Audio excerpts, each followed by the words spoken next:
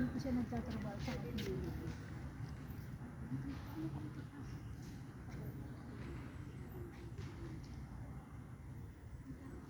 Sabi ko nga kay Joseph, maganda dito pag dito ka nakapasok ng trabaho.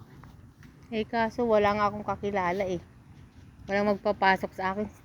Di mo tinanong kanina, Tia. Baka ka nangangailangan pa. Meron nga dito professor na matanda. Palagi ko nakikita naglalakad papunta doon. Dito siya nagtuturo. Hindi ko alam kung ano yung subject ang tinuturo. Dito ko sinisimba si Clara nung maliit pa.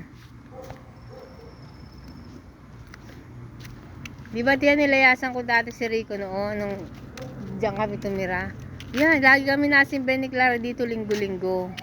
Noon, diyan ko sa dinadala. Nagtsatsaga kaming maglakad noon. Kasi wala naman kaming gagawin, wala kaming kausap.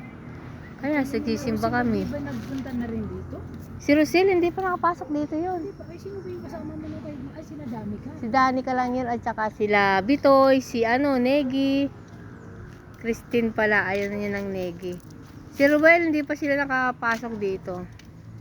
Pag natuklasan nila to, tiyak pupunta din dito yun. Pag napadaan. Kaso, Ano dito mga Christian yun? ay, Hindi nag-aasa sa simba. hindi. Papasyal lang sila dun sa, sa farm. Simbahan nila.